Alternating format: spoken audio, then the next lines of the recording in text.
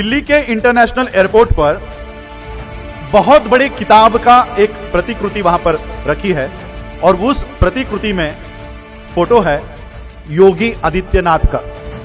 योगी की फोटो है और योगी की फोटो के नीचे लिखा है the monk who become chief minister.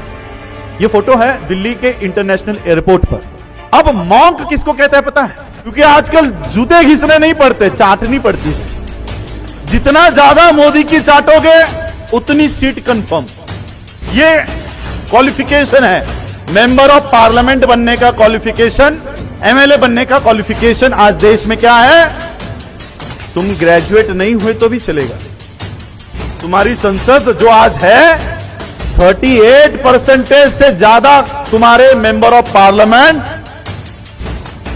सबसे ज्यादा क्रिमिनल है। छोटी मोटी नहीं, बलात्कार, खून, ये वाले मेंबर ऑफ पार्लियामेंट अंदर है कि जिनको आज आप लोग सांसद कहते हो, जिनको आज आप लोग एमएलए कहते हो, एमपी कहते हो।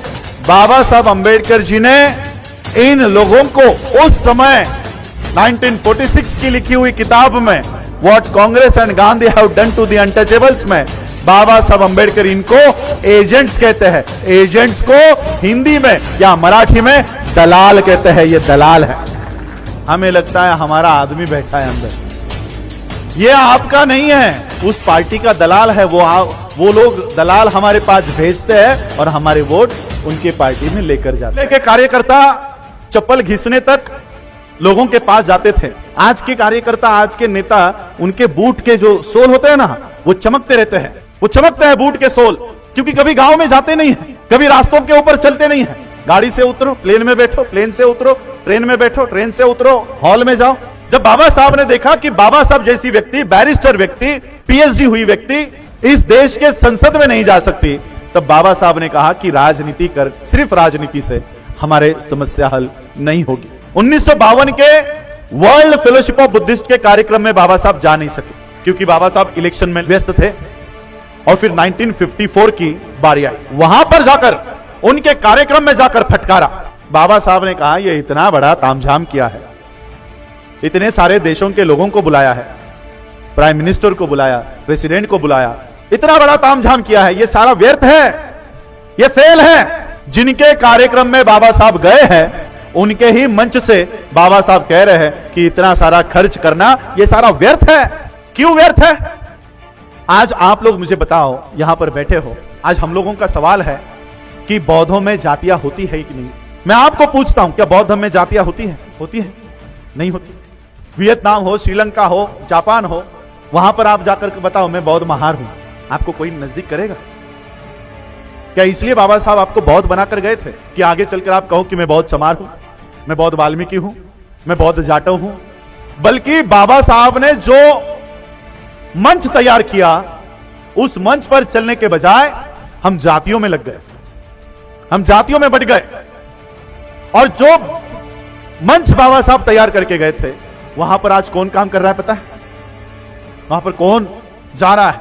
तिवारी, त्रिपाठी, कुलकर्णी। ये मेरे पास एक फोटो है, मैंने कल परसों दिल्ली के इंटरनेशनल एयरपोर्ट पे मैंने ये फोटो खींची। ये फोटो क्या है पता है? दिल्ली के इंटरनेशनल एयरपोर्ट पर बहुत बड़ी किताब का एक प्रतिकृति वहां पर रखी है और उस प्रतिकृति में फोटो है योगी आदित्यनाथ का। योगी की फोटो है और योगी की फोटो के नीचे लिखा है the monk who become chief minister. यह फोटो है दिल्ली के इंटरनेशनल एयरपोर्ट पर। अब मॉन्क किसको कहते हैं पता है? हिंदुओं के जो पुजारी होते हैं उनको प्रीस्ट कहते हैं, उनको प्रीस्ट कहते हैं। और इंटरनेशनल तौर पर मॉन्क ये वर्ड केवल और केवल बौद्ध भिक्षुओं के लिए यूज किया जाता है, बौद्ध भिक्षुओं के लिए इस्तेमाल में लाया जाता है।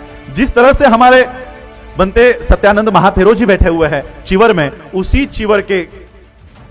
चिवर के कलर में योगी आदित्यनाथ बैठा है और नीचे लिखा है the monk who become chief minister. जो धम्म का पथ बाबा साहब आपको देकर गए कि इस मार्ग पर चलो और अपने आप की प्रगति बौद्ध देशों के माध्यम से करा लाओ, वहां पर कौन चल रहा है? योगी चल रहा है, मोदी चल रहा है। मुझे हैरानी होती है जब मैं वर्ल्ड फेलोशिप ऑफ बुद्धिस्ट के कार्यक्रमों में जाता हूं, संयुक्त राष्ट्र के कार्यक्रमों में जाता हूं, वहां पर बौद्ध धर्म के ऊपर बात करने के लिए किसे आमंत्रण दिया जाता है? वेंकैया नायडू। वो बात करता है। मेरे फेसबुक लाइव पेजेस से आप रेफरेंस ले सकते हो। मैंने खुद सामने बैठकर वेंकैया नायडू के स्पीच रिकॉर्ड किया है, मेरे फेसबुक पे रिकॉर्ड किया है कि भारत के बाहर ये अपने आप को बौद्ध बताते हैं। ये झंडे जो आप लोग, आपके बच्चे और ये जो युवा लेकर घूम रहा है, ये झंडे आपके राज्यों के बाहर भी नहीं है। देश के बाहर छोड़ो, आपके राज्य के बाहर भी इन झंडों की कोई कीमत नहीं है, कोई नहीं पूछता इन झंडों को।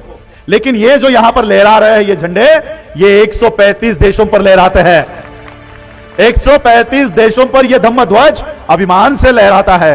ये आपके राज्य तक सीमित झंडे अपने कंधों पर लेने के बजाय ये अंतरराष्ट्रीय झंडा अगर आपने अपने कंधों पर लिया तो इस देश में बौद्धों की संस्कृति और बौद्धों की व्यवस्था इस देश में खड़ी हो सकती है। इतनी ताकत इस धम्म में है, इस झंडे में है, इस ध्वज में है।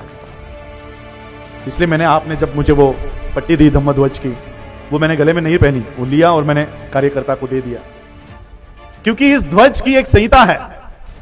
अब देखो यहां पर मैं तिरंगा लहरा सकता हूं क्या? यहां पर, क्योंकि उस संहिता है, उस धम्म ध्वज की एक संहिता है।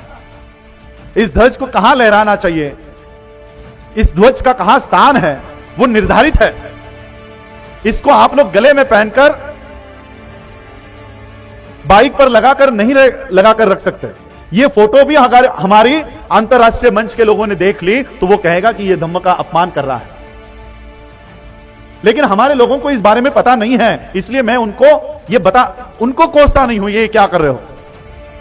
पहले तो हमको उनको ये बताना होगा कि ये ध्वज, इसका एक रिस्पेक्ट है। जिस तरह से आपके नेशनल फ्लैग का रिस्पेक्ट है, उस तरह से आप आपका राष्ट्रीय ध्वज गले में पहनकर ले सकते हो। पुलिस आकर अरेस्ट करके जाएगी, अरेस्ट कर लेगी आपको। सोचो, भारत का ध्वज अगर आप गले में नहीं पहन सकते तो यह अंतरराष्ट्रीय ध्वज हमें गले में पहनने का अधिकार है। इसलिए मैं आपको आज के मंच से ये ज्ञान एजुकेट करना चाह रहा हूं कि ये ध्वज की जो पट्टियां हम पहनना शुरू कर रहे हैं, इसको समय में ही रोकना चाहिए। यह हमारी संस्कृति नहीं है, हमारे ध्वज का सम्मान होना चाहिए। इसलिए हम लोगों को कुछ अवॉइड भी करना पड़ेगा, इमोशनल होकर नहीं चलेगा।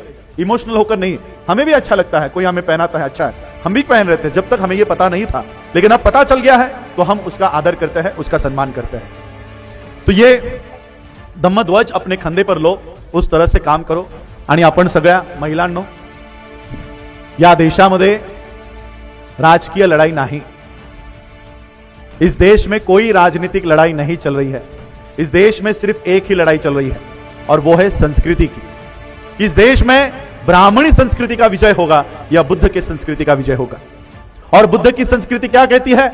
बुद्ध की संस्कृति कहती है कि इस देश में समानता होगी, इस देश में कोई ऊंच नहीं है, कोई नीच नहीं है, कोई कर्मकांड नहीं होगा, ब्राह्मण कोई भी